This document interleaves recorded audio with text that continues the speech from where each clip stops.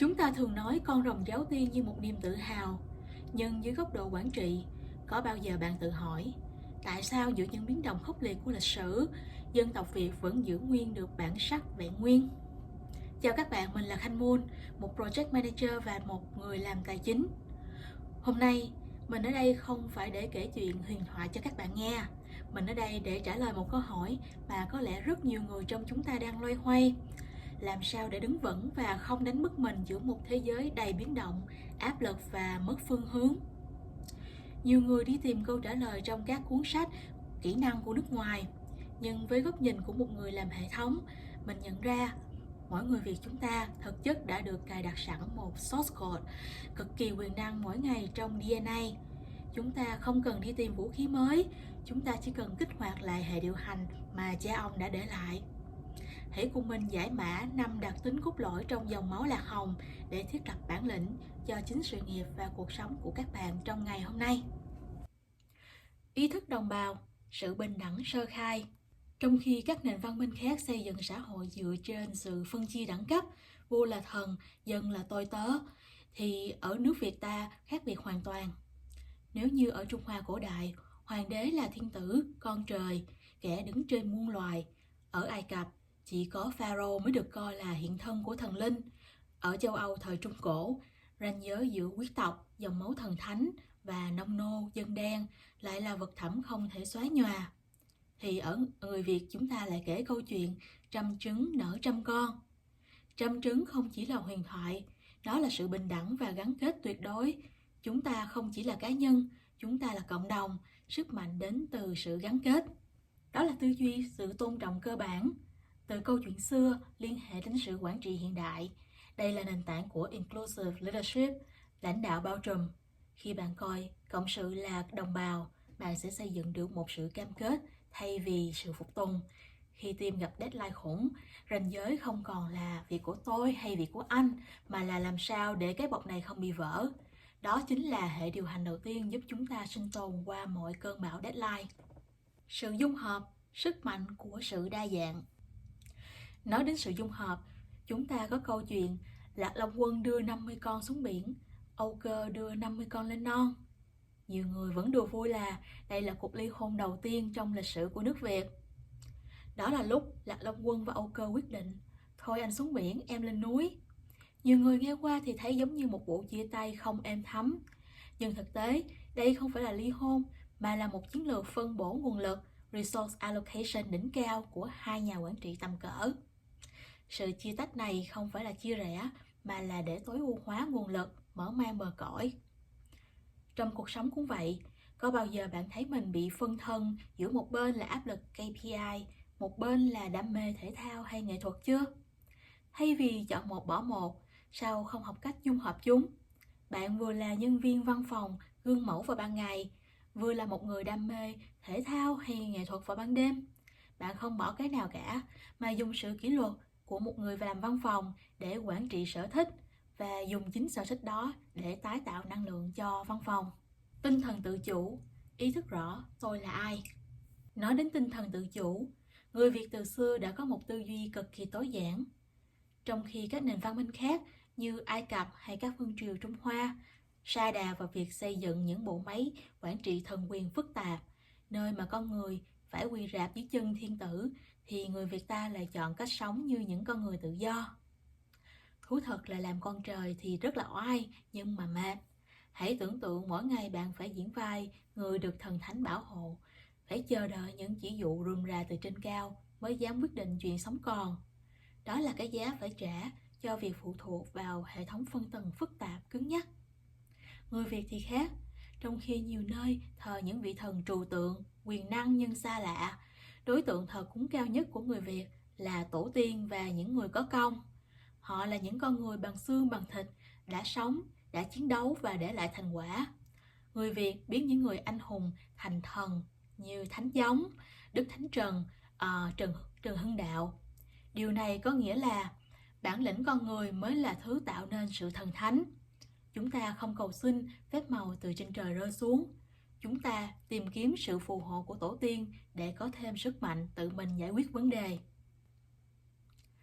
Sự tự chủ của người Việt chính là nền tảng của một cấu trúc quản trị phẳng, flash management, sơ khai nhất. Bạn chịu trách nhiệm cho hành động của chính mình thay vì đẩy trách nhiệm cho thần linh. Đây chính là mindset, chủ động thiết lập ranh giới. Bạn không cần chờ đợi sự cho phép của bất cứ ai để trở nên xuất sắc. Bạn có quyền xác lập tiêu chuẩn cho giá trị của chính mình. Trong thế giới hiện đại, ranh giới của sự tự tôn chính là việc bạn dám nói tôi chịu trách nhiệm thay vì tôi làm theo chỉ thị. Người có tinh thần tự chủ là người biết thiết lập ranh giới cho chính mình. Tôi làm việc này không phải bởi vì tôi sợ cấp trên, mà là vì tôi tự hào về giá trị mà mình tạo ra. Sếp giao cho một dự án bất khả thi. Thay vì im lặng cam chịu rồi thất bại, bạn chủ động đối thoại, đưa ra số liệu và đề xuất giải pháp khả thi hơn. Bạn không đợi lệnh, bạn đang đề xuất giải pháp. Bạn tự chủ, bạn tự định vị và bạn tự kiến tạo di sản. Đó chính là sự khác biệt giữa một dân đen chờ đợi sự ban ơn và một người làm chủ đang kiến tạo tương lai. Lòng hiếu nghĩa. Người Việt xưa không thờ những vị thần xa lạ. Chúng ta thờ tổ tiên, những con người có thật. Đó là sự tôn trọng tính nhân văn hơn là sự sùng bái quyền lực. Chúng ta đều biết câu, uống nước nhớ nguồn. Khi bạn biết ơn, bạn củng cố thêm những mối quan hệ bền vững. Đó là mindset, quản trị bằng giá trị. Nhìn về quá khứ để định vị tương lai, biến lòng biết ơn thành động lực bền bỉ. Trong ngôn ngữ tài chính, đây chính là lãi kép, compound interest của sự tử tế. Khi bạn biết ơn, mạng lưới mối quan hệ của bạn sẽ trở nên bền vững hơn bất kỳ bản hợp đồng kinh tế nào. Đó là khoản đầu tư di sản có lãi suất cao nhất mà mình từng biết. Thế hệ cha ông đã kiến tạo di sản không phải để trông đợi được chúng ta tôn vinh, mà là để thế hệ con cháu có nền tảng tốt hơn. Khát vọng hóa rồng, visionary growth. Bạn đã bao giờ nhìn thấy một con rồng nằm yên một chỗ để ngủ chưa? Chắc chắn là không. Rồng là phải bay, phải biến hóa. Luôn cuộc sống và vươn lên, đó là tư duy cầu tiến, growth mindset của người Việt. Trong quản trị, chúng ta gọi đó là tính scalability, khả năng mở rộng. Chúng ta bây giờ hay bị burnout, thật ra không phải là vì làm nhiều, mà là tầm nhìn bị lắc. Khi chúng ta coi công việc chỉ là một cái task 8 tiếng, thì mình chỉ mới là cá chép thôi. Nhưng nếu mình coi mỗi task là một vảy rồng để chuẩn bị cho một cú nhảy vọt, thì cảm giác sẽ khác hẳn. Đừng chỉ nâng cấp iPhone mỗi năm, hãy nâng cấp phiên bản rồng bên trong của bạn trước đã. Đừng bao giờ đóng khung mình trong cùng một xuất phát điểm. Hãy dành ra 30 phút mỗi ngày để học thêm một kỹ năng mới như công nghệ, giao tiếp hoặc ngoại ngữ. Xem cuộc đời là một dự án và bản thân bạn chính là người kiến tạo. Đừng vội bỏ cuộc khi chưa thấy sự thay đổi ngay lập tức nhé. Hãy xem mỗi lần thất bại là một lần thay da, để rồi một ngày bạn sẽ hóa rồng. Bạn thấy đó, dòng máu lạc hồng không chỉ là một khái niệm sinh học, đó là một legacy asset, tài sản di sản vô giá đã được lập trình sẵn trong mỗi chúng ta. Tổ tiên đã để lại cho chúng ta một hệ điều hành tinh vi với bản sắc, sự kiên cường và lòng tự tôn. Chúng ta không học lại lịch sử, chúng ta đang vận hành lịch sử vào trong quản trị và cuộc sống.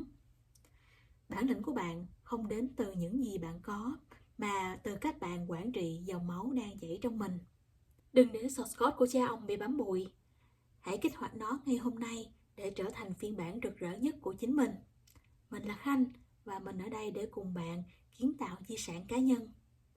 Đừng quên subscribe và nhấn chuông thông báo, vì ở video tiếp theo mình sẽ cùng bạn bước vào chương Sự thức tỉnh của những vỡ vụn, nơi chúng ta sẽ cùng giải mã cách người Việt thiết lập ranh giới khi bước vào những cuộc khủng hoảng lớn nhất.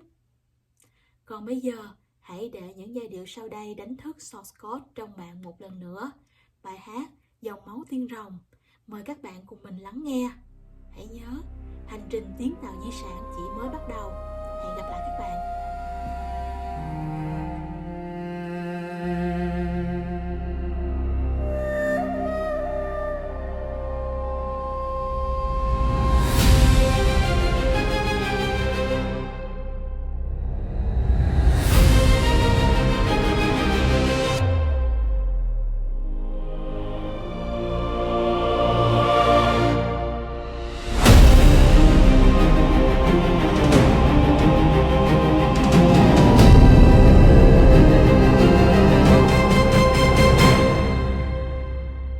tộc châm chứng, cha Lạc Long Quân đưa con xuống biển. Mẹ Âu Cơ lên non, gió núi gọi tình thương. Lời hẹn ngày xưa, đồng bào chung một bầu. Tiếng trống đồng vang từ thuở dựng nước hùng vương.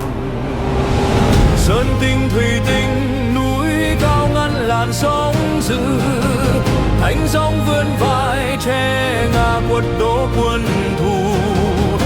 Chữ đồng từ tình yêu đẹp như huyền thoại, gieo mầm văn minh trên bãi cát đó phù sa. Mẹ dòng máu đó cuồn chảy từ ngàn năm, hai bà trưng cưới voi giữa sạch nở nước thu. Bà triều hói phong lưng tựa núi rừng mây phú, hồn thiêng sông núi gọi tên những người anh hùng. Ngô Quyền khăm cộc, bạch đằng sóng gầm vang rồi. Lý Thường Kiệt dõng dạc năm Quốc Sơn Hà.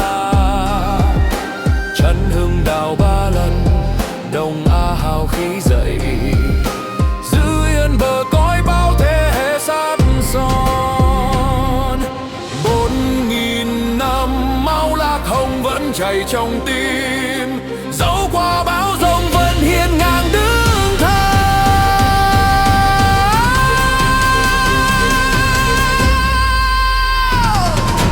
Rồng thiêng vươn mình cất cánh giữa đại dương, vươn tới chân trời vẽ tiếp những kỳ quan.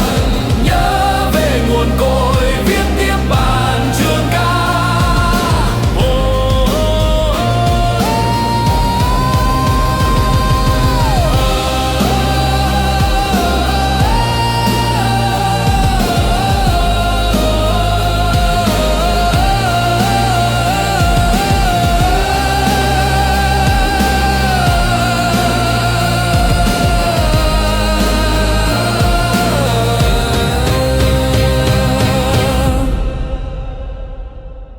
Từ thừa hùng vương đến mai sau Giang Dơ, một dải đất hình chữ S đẹp tựa gấm hoa. Tự hào dòng máu Lạc Hồng, màu đỏ da vàng.